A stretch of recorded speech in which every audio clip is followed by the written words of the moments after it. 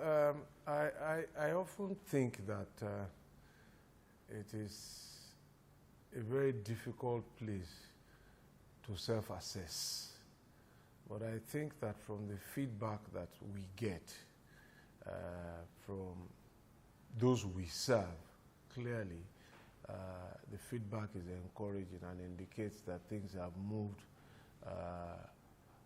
in a better direction from where we picked it up. And that means that we've moved the needle, we've made things better than they were, and we've lived our mantra of change in that sense. Travel time, for example, on some of the major routes, when we did a survey a year and a half ago, had generally on the average reduced by about 55%. Subject to the inflationary and cost of living increases that have now been experienced, we also saw that cost of travel had dropped by about 55% around the same period when we did the survey. And that's good news for the economy. In support industries like mining, where, for example, we get our aggregates, crushed stones, laterite, and all of the building materials, activity in those sectors have just doubled or quadrupled by the reports from the Ministry of Mines and Steel Development. In terms of employment, I took a baseline when I took office in 2018, sampled about 5 of the biggest construction companies in Nigeria. On the average, they were laying off workers by their thousands. That's not the story today. They're employing more people. Indeed, when you look at the number of road projects that we have under contract now, it's over 1,600 different contracts. And we're covering about 13,000 kilometers of road network, construction, rehabilitation, and maintenance. And we have accomplished over 9,000 kilometers. So that's significant. And I think perhaps the benchmark that you want to look at, another benchmark or reference point, is to go to the Bureau of Statistics and Ministry of Planning and National Development. Nigeria's infrastructure stock to the GDP was just about 20% of GDP. That has doubled in 8 years. That's about now 40% of GDP. But we still need to do more. Yeah, speaking about doing more, speaking about difficulties that you mentioned earlier, what would you pinpoint as challenges? First of all, there were challenges of funding. That was a big one.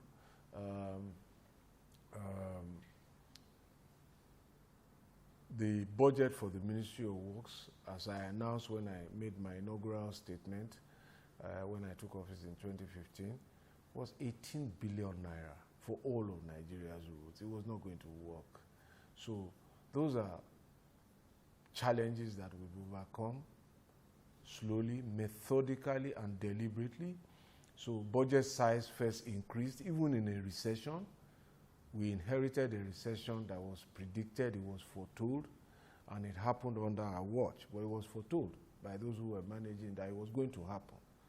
And so all of the indices were there. It didn't matter who took office in 2015, there was going to be a recession. But in spite of that, we had an expansionary fiscal approach as one of the tools to combat the recession through the economic recovery and growth plan. So, and budget went up, I think, to about 264 billion from 18 billion. Then we started incorporating private sector funding and investment, such as the Sukuk, such as the tax credit policy. And, but between policy, as I always say, and results, there's always a distance to travel. So in 2019, when the president signed this tax credit initiative, there was only 1 or 2 takers. Now there are almost a dozen takers. And in 2023, the largest single funding, 1.9 trillion naira, has come into the market, into the fray at the twilight of our administration. We have committed it in terms of the projects. Of course, all the money won't be paid at once, so let's just be clear about that. But this is a commitment to now invest almost 2 trillion. If Nigeria continues to see this kind of 2 trillion investment annually in infrastructure, then we will close whatever gaps there are. But I am happy to have been part of the team that started this. And if you also look at what the president has committed to, the Presidential Infrastructure Development Fund, dedicated to, I think, 3 projects, Lagos, Ibadan, Second Niger, and Abuja-Kano Highway. I think the underlying policy of the fund, rather than the fund itself, must attract interest, analysis, and commentary. This was the president now saying, okay, how am I going to get money? Then comes our investment income, dividend, paid from our shares in NLNG. I think it was about $165 or $168 million. And he said, give it to the Ministry of Works, dedicate it to this place. NSIA managed the funds. Every time Ministry of Works certifies that a job has been done, verify and pay. That was one part of that fund. The other part of the fund. So I think, let me pause there. So instead of consuming income, the president says, let's invest it in assets. So you can now see a second Niger bridge completed. Abuja to Kano, sections 3 and 2 from Kano to Kaduna, about 200 kilometers completed while work goes on the Abuja to Kaduna area. So Kaduna Kano finished, 200 and something kilometers. Kaduna Abuja under construction, 165 kilometers. Second Niger bridge finished. Lagos Ibadan, 127 kilometers in 2 sections, 44 kilometers Lagos to Shagamu, 40 kilometers completed, 4 kilometers yet to go. From 44 kilometers to 127, we are to kilometer 115. So substantial completion again. But that was as a result of a policy decision. We are not consuming this income. We're investing it for the people. Then the president goes around to leverage his integrity, to canvass his anti-corruption stance, give us some of the monies that have been repatriated, taken out of Nigeria illegally. And those funds started coming. I said, put it in that fund. Let NSIA keep it. He has also appointed, I think, the Clean Foundation, one of the civil society organizations, to come and see what is going on in a transparent manner. So I tell people that this anti-corruption crusade, it's not just about arresting people and jailing them. It's not also about forfeiture of funds alone. It's also what you choose to do with it. Then I think last year, all of the law enforcement agencies report to the Attorney General's office. And they said, look, we've recovered some funds. And the Attorney General goes to the president and says, I have about 114 billion naira. Okay, the money for this PIDF is still not yet enough. President approves, move it to NSIA to sustain the continuum. So these are some of the things that have changed. How we utilize income, what we choose to do with it, and some of the things is to invest them in visible assets. The same is true of the sukuk, is borrowing. So all across the country, you will see the sukuk sign showing what is being done with money that was borrowed. So when people are talking of borrowing, which is a legitimate concern, but you are only seeing one side of the balance sheet. The other side of the balance sheet is the assets that the borrowing is paying for. Some would argue that, it's not commensurate based on, what was borrowed, vis-a-vis what is on ground. Some would say it's not commensurate. And I have not said to you that is all of what the borrowing was for. And if you want to go there, I think it's a good conversation to have. First of all, let us say, I am talking about what I know, Ministry of Works. I can't speak for what is happening. You are seeing water projects, river basin authorities, dams, power projects, telecommunications, digital communication access through the Ministry of communication and digital economy, and so many other places. You're seeing ports, investments in the Dangote refinery, investments in rail. So if you put all of this together, then we can have a real debate about whether it is commensurate or not commensurate. And mark you, sir, let us understand that this is not federal government debt alone. It is the Federal Republic of Nigeria's debt that we are talking about. So it also involves what the states have borrowed. And we must be very, very careful to emphasize that distinction to the public. As far as I know, that 77 trillion is not federal government's debt alone. Subnationals have a power and a responsibility, a power rather, under the Constitution to borrow, subject to certain conditions. And that's what accounts for the totality of the debt. I'm not in a position to tell you what those details are. Debt Management Office, that's their responsibility. All right, I mean, you've clearly talked so much about, roads, infrastructure, that was carried out. Under your watch, how many kilometers did you successfully? It's a moving target. It's a moving target. I have to always keep an eye and a report on what FEMA is doing, in addition to what I am doing. And this moves every day. So I've said that you cannot compare our road completion projects with states, where in my state, for example, at the time, our longest project was Lagos-Badagry, which was a federal road that we decided to build. It was 61 kilometers. Otherwise, most of our roads were 25, 10 kilometers. You finish them end to end, and then you cut a tape. Because people like to see the ceremony. So, on on Kaduna to Kano, 200 kilometers, you can't close the road and say you are constructing and everybody. As you are building, they are driving through. So we build in sections, 5 kilometers diversion.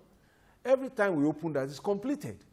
So the aggregate of what we have done nationwide is over 9,000 kilometers, including that which FEMA has also done. And I presented that report publicly, I think, about a fortnight ago. And in that report, I was also highlighting to the public in a manner that perhaps has not been done in contemporary times, the economic impact. Because everybody is just waiting to see a road. But between the award of the contract and the finishing and the delivery of the road, there's an economic exchange that we seldom measure. In my term of office here, I have tried to measure them by collecting data over time. So how many liters or tons of bitumen, of diesel, of petrol, of other lubricants, how many tons of cement and reinforcement, laterite, crushed stones have we used? How many road signs have been installed? How many kilometers, linear kilometers of lanes have been marked? Because those are also jobs involving small businesses, driving supply and demand. And that really is the reason why governments invest in infrastructure. It's not just to reduce travel time alone. It's to generate growth, create demand and supply, and create employment. And I made those records available. And it is from there also, and in spite that part of very rigorous record keeping that we're able to report. I don't have the figures from my head, but we have the presentation. And if you care to look at it, you will see. We drilled down to the number of truck trips, because it's not just the supply and demand, but also the delivery processes and economy. There are people whose business is to own trucks. If you drive the demand, their trucks get busy. They employ drivers. They buy lubricants. They buy petrol. And that's the totality of the Buhari administration's impact on the national economy. If you take that out, you will see perhaps what the picture was before now. And for every one of them, in an economy, according to MBS data, that has 5.5 people per household, every time you create one job, you're actually impacting 5 people.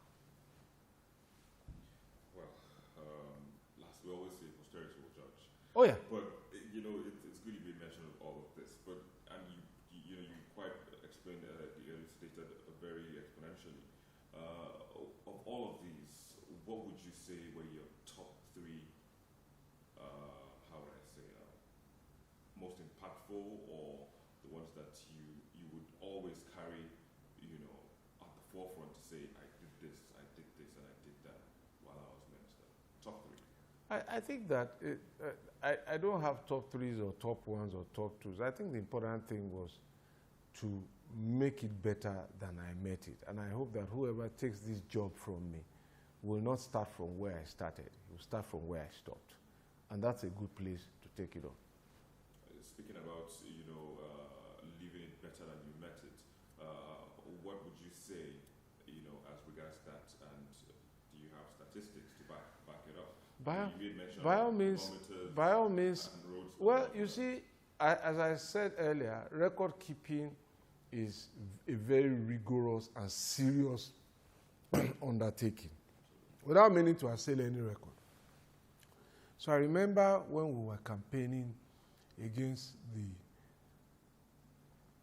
then governing party in 2015, some of the data that they put out, I recall, was that they had done roads spanning about 5,000 kilometers. And I said, where are the roads? And the question to them asked was, how was that possible if the highest budget over the 5-year cycle, the highest annual budget was around about 100 billion at that time? It didn't make sense. It didn't match. But if that was the benchmark, right, we've doubled that, given my verifiable 9,000. So, but perhaps records could have been better kept and against that benchmark. Our working environment for our staff, many people who come here and say they don't recognize this building again. We didn't pull it down. Because this is our production plant. This is our workstation. So we just make it better. There was no functional Wi-Fi here in 2015. So just look at that. Well, even in the country, there wasn't functional Wi-Fi. I had functional Wi-Fi as governor in 2015. I can tell you that for free. State House Lagos was wired. So let's not even go there. But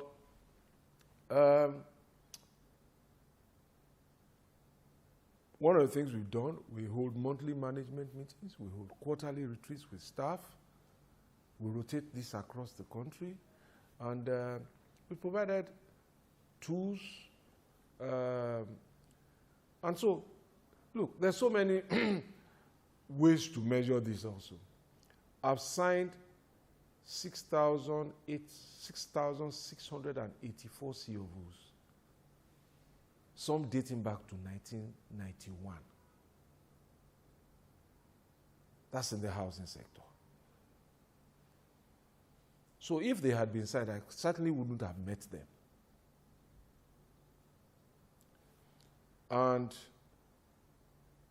we were operating analog filing system for the land registry, federal land registry.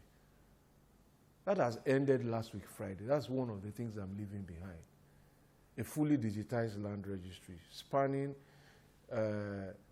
is scanned and digitized 50,000 files, 2,400,000 pages of documents.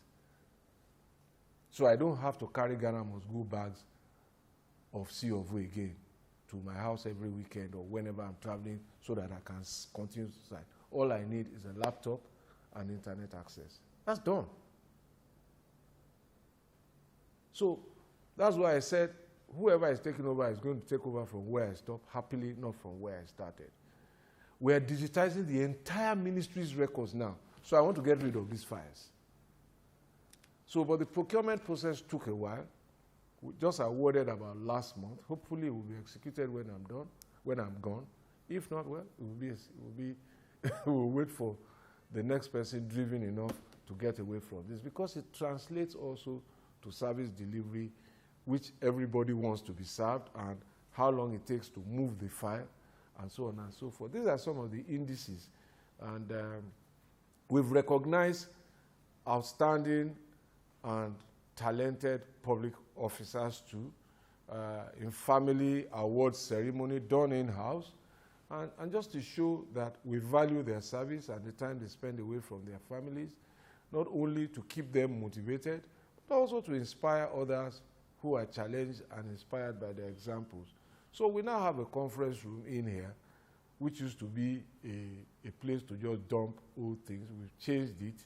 So, but we did that without knowing COVID was coming. When COVID came, this was where we opened all the bids in our procurement, this thing, because we could open bids virtually. And people could interact with us. So it wasn't not just the hard stuff on the streets, in the housing estates, but the soft stuff inside to keep the staff going. So our staff was motivated to come to work on Saturdays and Sundays to meet deadlines. I came too. So that's the attitude change. So, lastly, I mean, apart from your records, roads and all the things we talked about, I think in the last 2-3 minutes, you have made mention of the person who will take over, this office when you leave. Let's just give it up for probability now. What if you return to this office in the next administration? What would be your top priorities? I think that's extremely hypothetical, and when you look at it, I think you should go to our conference room. I think it will tell you the reason why I shouldn't be here anymore. Just go and look at all of those who served, from Shagari to Femi Okunu to Obasanjo to Inua Wada to Tafawa Balewa. They were in their 30s when they took this job. So, and if we say really and truly that this is the time for young people, if you don't move the production line, how do you inject new capacity?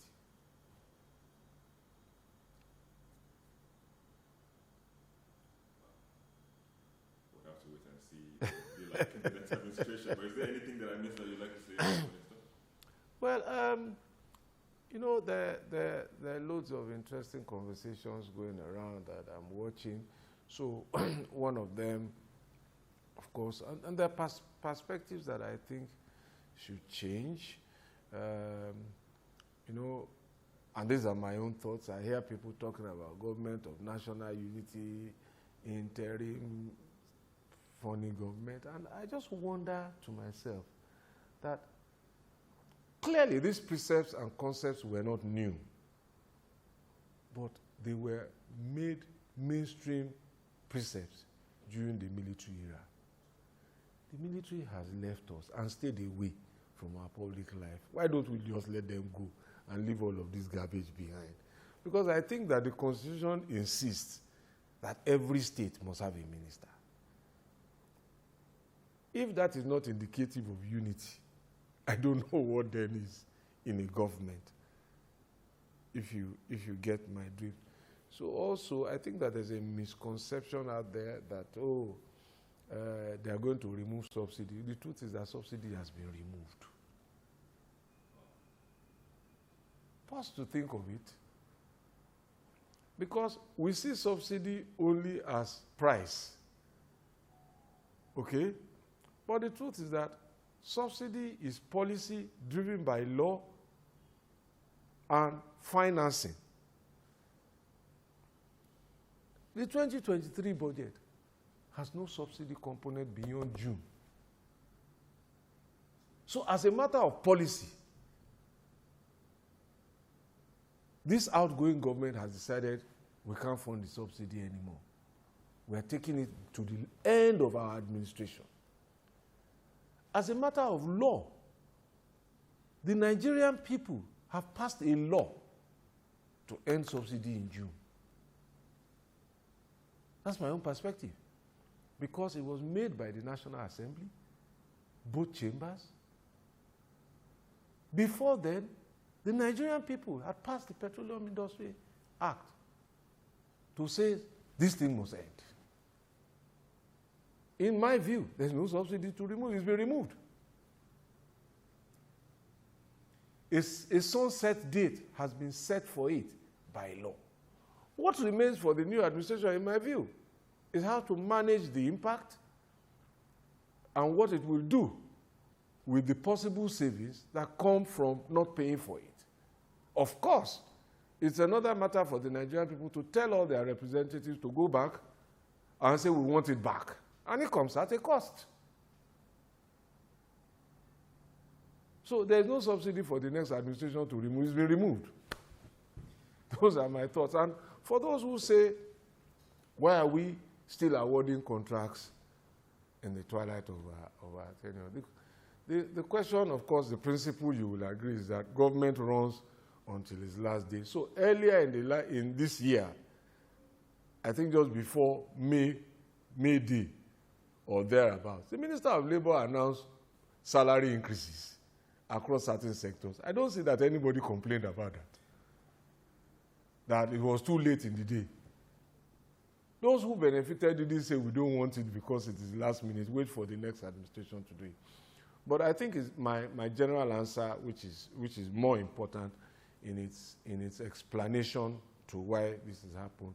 Just yesterday, I presented some memoranda to Council. The process leading to yesterday's approval started in December last year.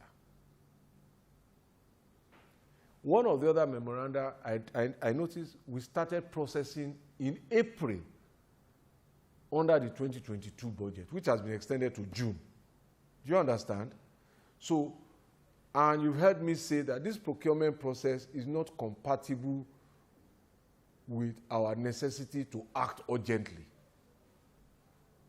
So we started a procurement in April. You have to advertise for this, you have to do that, you have to do this. And if you don't comply, of course, we are also under public scrutiny. Who says, how did you award? Even if you meant good, you broke the law. So these are some of the reasons. And as at yesterday, Cabinet Office was still telling us that there were 43 memos that had matured, and whether we leave them behind or not. If we leave them behind, they are part of 2022 budget. There will be no 2022 budget again at the end of June, and that opportunity will have been lost. And so I think this provides perspective as to why some of these things are happening at the time that they're happening. Well, let's hope that, as they happen, they will mature, be implemented, to the letter. Oh, by all means. I mean, we met secretariats. For example, President is commissioning some federal secretariats in Bayelsa, Zamfara, and Oka. They were awarded in the twilight of the last administration, but there was no funding for them after that. I remember the day we presented it, some people said, why did you do that? And the president said, no, since they've been awarded, we must complete them. We have now finished them. We've awarded more.